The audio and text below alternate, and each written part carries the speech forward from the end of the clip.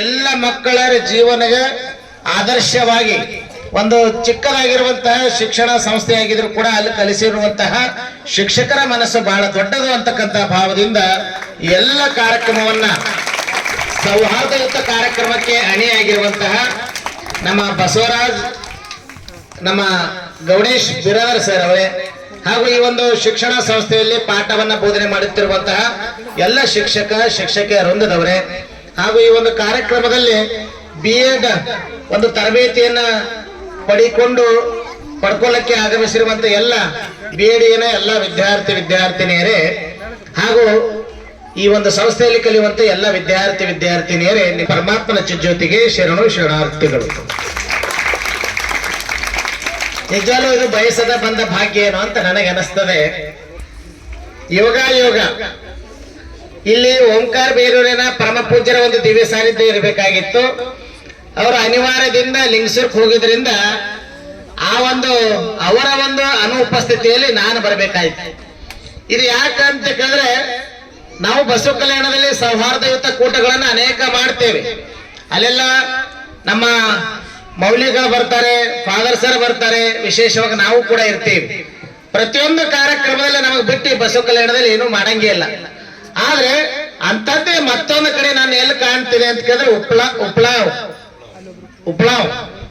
ಉಪ್ಳಾವ್ ಗಾಮದಲ್ಲಿ ಈ ಶಿಕ್ಷಣ ಸಂಸ್ಥೆಯಲ್ಲಿ ಸೌಹಾರ್ದಯುತ ಕಾರ್ಯಕ್ರಮಕ್ಕ ನಾವು ಬಂದೀವಿ ಅಂದ್ರೆ ಇದು ಭಗವಂತನ ಕರೆ ಏನು ಅಂತ ನನಗನಿಸ್ತದೆ ನೋಡಿ.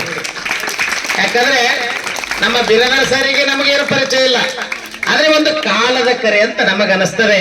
ಆ ಕಾಲ ಎಲ್ಲೆಲ್ಲೋ ಹೋಗಿ ಯಾರ್ಯಾರಿಗೂ ಜೋಡಿಸುವಂತ ಕೆಲಸವನ್ನ ಮಾಡ್ತದೆ. ಮಕ್ಕಳ ಒಂದು ಪ್ರತಿಭೆನ ನೋಡಿದ್ರೆ ಬಹಳ ಸಂತೋಷ ಅನಿಸ್ತದೆ. ಇವತ್ತ ನಿರರ್ಗಳವಾಗಿ ನೀವೆಲ್ಲ ಭಗವದ್ಗೀತೆ ಪಾಠಣವನ್ನ ನೀವು ಮಾಡಿದ್ದೀರಿ. ಮತ್ತೆ ನಿಮ್ಮ ಶಾಲೆಗಳಲ್ಲಿ ನಾವೆಲ್ಲ ಫಾದರ್ ಸರ್ ನಾವೆಲ್ಲ ಹೋಗಿ ಭೇಟಿ ಕೊಟ್ಟಾಗ ಆ ಮಕ್ಕಳಲ್ಲಿರುವಂತಹ ಪ್ರತಿಭೆಯನ್ನ ಬಹುಶಃ ಪರಮಾತ್ಮ ಸದ್ಗುರುನಾಥ ಹೇಳ್ತಾನೆ ಏನು ಅಂತ ಕೇಳಿದ್ರೆ ಈ ಜೀವನದೊಳಗ ಒಬ್ಬೊಬ್ಬನಿಗೆ ಒಂದು ಸ್ಪರ್ಧೆಗಳಲ್ಲಿ ಬಹಳ ಪರಿಣಿತ ಹೊಂದಿರ್ತಾನೆ. ಆ ಪರಿಣಿತವನ್ನ ಹೊರತರುವಂತ ಕೆಲಸ ಯಾರು ಮಾಡ್ತಾರೆ ಅಂದ್ರೆ ಸದ್ಗುರುಗಳು ಮಾಡ್ತಾರೆ ಅಂತಕ್ಕಂಥದ್ದು. ಅಂತ ಒಂದು ಗುರುಗಳ ಆದಿಯಾಗಿ ಎಲ್ಲ ಮಕ್ಕಳ ಪ್ರತಿಭೆಯನ್ನ ಹೊರತರುವಂತ ಕೆಲಸವನ್ನ ಈ ಶಿಕ್ಷಣ ಸಂಸ್ಥೆ ಮಾಡ್ತಾ ಇದೆ ಅಂತಕ್ಕಂಥ ಮಾತನ್ನ ಹೇಳ್ಬೇಕಾಗ್ತದೆ. ರಾಷ್ಟ್ರಕವಿ ಕುವೆಂಪು ಅವರು ಮಕ್ಕಳಿಗಾಗಿ ಒಂದು ಮಾತನ್ನ ಹೇಳ್ತಾರೆ. ಮಕ್ಕಳೇ, ರಾಷ್ಟ್ರಕವಿ ಕುವೆಂಪು ಅವರು ಏನ್ ಹೇಳ್ತಾರಂದ್ರೆ ವಿದ್ಯೆ ಎಂಬುದು ಸಾಗರ. ರಾಷ್ಟ್ರಕವಿ ಕುವೆಂಪು ಅವರು ಹೇಳ್ತಾರೆ ವಿದ್ಯೆ ಎಂಬುದು ಸಾಗರ, ಈಜಲು ಬಲು ಬೇಸರ. ಹೌದಾ? ನೀವೆಲ್ಲ ನೋಡ್ರಿ, ಇವತ್ತ ಕಾನ್ವೆಂಟ್ ಸ್ಕೂಲ್ ಆಗಿದ್ರು ಕೂಡ ದೊಡ್ಡ ದೊಡ್ಡ ಕಟ್ಟಡಗಳನ್ನು ನಾವು ಕಾಣ್ತೇವೆ. ಅಲ್ಲೆಲ್ಲ ತರ ವ್ಯವಸ್ಥೆ ಇರ್ತದೆ. ಆ ಶಾಲೆಗಳಲ್ಲಿ ನಮ್ಮ ಏನಂತೀರಿ ಮುನ್ನಾ ಸಾಬ್ ಹೋಗುವಂತ ಕೆಲಸ ಆಗಿದ್ರೆ ಮುನ್ನಾ ಸಾಬ್ ಬಂದಿದ ಮೇಲೆ ಒಂದೇ ಮಾತಾಡಿದ್ರು ಏನಂತ, ಈ ಶಾಲೆಗೆ ನಾ ಗೆಸ್ಟ್ ಆಗಿ ಬಂದಿಲ್ಲ, ಇದು ನನ್ನೇ ಶಾಲೆ ಅಂತಕ್ಕಂಥ ಭಾವವನ್ನ ಕಲಿಸ್ತದೆ. ಅಂದ್ರೆ ಬಸವಣ್ಣವ್ರು ಹೇಳ್ಕೊಂಡ್ ಬರ್ತಾರೆ, ಇವನಾರವನೆಂದನಸಯ್ಯ ಇವ ನಮ್ಮವ. ಇವತ್ತೆಲ್ಲ ವೇದಿಕೆ ಮೇಲೆ ಅತಿಥಿ ಗಣ್ಯರೆಲ್ಲ ಬಂದಿದ್ದಾರೆ. ಅವರು ನಾವು ಗೆಸ್ಟ್ ಅಂತ ಅನ್ಕೊಂಡೇ ಇಲ್ಲ. ಇದು ನಮ್ಮ ಶಾಲೆ, ನಮ್ಮ ಮಕ್ಕಳು ಅಂತಕ್ಕಂಥ ಭಾವವನ್ನು ಬರಬೇಕಾಗಿತ್ತಂದ್ರೆ ಆ ಶಾಲೆಯನ್ನ ಹುಟ್ಟು ಹಾಕಿರುವಂತ ಅಧ್ಯಕ್ಷರನ್ನ ಮೊದಲುಗೊಂಡು ಅವರ ಮನಸ್ಸು ಬಹಳ ದೊಡ್ಡದು. ಹೀಗಾಗಿ ಶಾಲೆ ಕಟ್ಟಡ ದೊಡ್ಡದಾಯ್ತು ಅನ್ನೋ ಗೊತ್ತಿಲ್ಲ, ಪ್ರಶ್ನೆ ಇಲ್ಲ.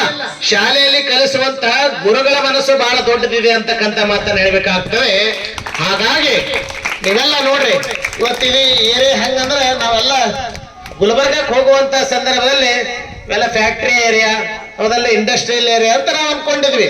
ಆದ್ರೆ ಇಂಥ ಇಂಡಸ್ಟ್ರಿಯಲ್ ಏರಿಯಾದಲ್ಲಿ ಒಂದು ಸಂಘಟನೆಯನ್ನ ಮಾಡಿ ದುಡ್ಡು ಕೊಡ್ತಾರೋ ಇಲ್ಲೋ ಪ್ರಶ್ನೆ ಇಲ್ಲ. ಅಥವಾ ಆ ಮಕ್ಕಳಿಗೆ ವಾಹನ ಕಳಿಸ್ಬೇಕು ಅಂತಕ್ಕಂಥ ವ್ಯತ್ಯಾಸ ಅವ್ರಿಗೆ ಗೊತ್ತಿಲ್ಲ. ಆದ್ರೆ ಬಹಳ ಕಠಿಣವಾಗಿರುವಂತಹ ಪರಿಸ್ಥಿತಿ ಏನು ಸಂಕಲ್ಪ ಮಾಡಿದ್ರೆ ಏನೋ ಗೊತ್ತಿಲ್ಲ. ಆ ಮಕ್ಕಳಲ್ಲಿರುವಂತಹ ಪ್ರತಿಭೆಯನ್ನು ಹೊರತರಬೇಕು, ಆ ಮಕ್ಕಳಿಗೆ ಎತ್ತರ ಮಟ್ಟಕ್ಕೆ ಬೆಳೆಸಬೇಕು ಅಂತ ಒಂದೇ ಒಂದು ಗುರಿಯನ್ನು ಇಟ್ಕೊಂಡು ನಮ್ಮ ಬಿರಾದರ್ ಸರ್ ಅವರು ಈ ಒಂದು ಇಂಡಸ್ಟ್ರಿಯಲ್ ಏರಿಯಾದಾಗ ಒಂದು ಶಿಕ್ಷಣ ಸಂಸ್ಥೆಯನ್ನು ಹುಟ್ಟಾಕಿದ್ದಾರೆ. ಅಂದ್ರೆ ನೀವೆಲ್ಲ ಏನ್ ಮಾಡ್ಬೇಕಂದ್ರೆ ಹೆಸರು ತರುವಂತಹ ವಿದ್ಯಾರ್ಥಿಗಳಾಗ್ಬೇಕು. ತರ್ತಿರಲ್ಲ, ನಾವು ಹುಟ್ಟಿದಾಗ ಉಸಿರಿರ್ತದೆ, ಹೆಸರಿರಂಗಿಲ್ಲ. ನಾವು ಸಾಯುವಂತ ಸಂದರ್ಭದಲ್ಲಿ ಉಸಿರಿರಂಗಿಲ್ಲ, ಹೆಸರಿರ್ತದೆ. ಹಾಗೆ ಈ ಶಾಲೆಯಲ್ಲಿ ಬಂದು ನೋಂದಣಿ ಮಾಡಿರ್ತೀರಿ, ಹೆಸರು ಇರ್ತದೆ. ಬಿಟ್ಟು ಹೋಗುವಂತ ಸಂದರ್ಭದಲ್ಲಿ ನೀವೇನ್ ಮಾಡ್ಬೇಕು, 99% ತಗೊಂಡ್ರಿ ಅಂದ್ರೆ ನಿಮ್ಮ ಹೆಸರು ಆ ಬೋರ್ಡಿನಾಗ ಫೋಟೋ ಬಂದ್ಬಿಡ್ತದ. ಹೌದಾ? ಹಾಗೆ ನಾವು ಹೋಗುವಂತ ಸಂದರ್ಭದಲ್ಲಿ ಹೆಸರು ಮಾಡಿ ಹೋಗುವಂತ ವಿದ್ಯಾರ್ಥಿಗಳಾಗಬೇಕು ಅಂತಕ್ಕಂಥ ಮಾತನ್ನ ಹೇಳ್ತಾ ರಾಷ್ಟ್ರಕವಿ ಕುವೆಂಪು ಅವರು ಹೇಳ್ತಾರೆ, ವಿದ್ಯೆ ಎಂಬುದು ಸಾಗರ, ಈಜಲು ಬಲು ಬೇಸರ, ಈಜಿ ದಡ ಸೇರಿದರೆ. ಹೌದಾ? ಈಜಿ ದಡ ಸೇರಿದರೆ ಅವನ ಜೀವನವೇ ಒಂದು ಸುಖ ಸಾಗರ, ಅವನ ಜೀವನವೇ ಒಂದು ಸುಖ ಸಾಗರ ಅಂತ. ಬಹುಶಃ ಇಂಥ ಒಂದು ಸುಖ ಸಾಗರದಲ್ಲಿ ಇಲ್ಲಿ ಜಾತಿ ಇಲ್ಲ ನೋಡ್ರಿ. ಗೌಡಪ್ಪ ಸರ್ ಹೇಳಿದ್ರು ನನಗೆ, ಇಲ್ಲಿ ಜಾತಿ ಇಲ್ಲ, ಮತ ಇಲ್ಲ, ಪಂಥ ಇಲ್ಲ, ಭೇದ ಇಲ್ಲ, ಭಾವ ಇಲ್ಲ. ಇವತ್ತು ಜ್ಯೋತಿಯನ್ನ ಹಚ್ಚಿದ್ರಿ, ಎಲ್ಲರೂ ಕೂಡ ಬಂದು ನಾವು ಜ್ಯೋತಿಯನ್ನ ಪ್ರಜ್ವಲನೆ ಮಾಡಿದೇವೆ. ನಮ್ಮ ಧರ್ಮಗಳು ಬೇರೆ ಬೇರೆ ಆಗಿರ್ಬೋದು, ಆಚರಣೆ ಮಾಡುವಂತಹ ಪದ್ಧತಿಗಳು ಬೇರೆ ಬೇರೆ ಆಗಿರ್ಬೋದು, ಉಡುವಂತಹ ವೇಷಭೂಷಣಗಳು ಕೂಡ ಬೇರೆ ಬೇರೆ ಆಗಿದಾವ್, ಮಾತಾಡುವಂತಹ ಭಾಷೆಗಳು ಕೂಡ ಬೇರೆ ಬೇರೆ ಆಗಿದಾವ್. ಹೌದಾ? ನಾವು ಆಚರಣೆ ಮಾಡುವಂತಹ ಆಚರಣೆಗಳು ಕೂಡ ಬೇರೆ ಬೇರೆ ಆಗಿದ್ರು ಕೂಡ ನಾವು ಕಟ್ಟಿರುವಂತಹ ಮನೆಗಳು ಕೂಡ ಬೇರೆ ಬೇರೆ ಆಗಿದಾವ್. ಹೌದಾ? ಯಾಕಂದ್ರೆ ನನಗೆ ಬಹಳ ಅರ್ಜೆಂಟ್ ಐತಿ, ನಾನು ಮಾಡಿದಾಗೆ ಕಾರ್ಯಕ್ರಮ.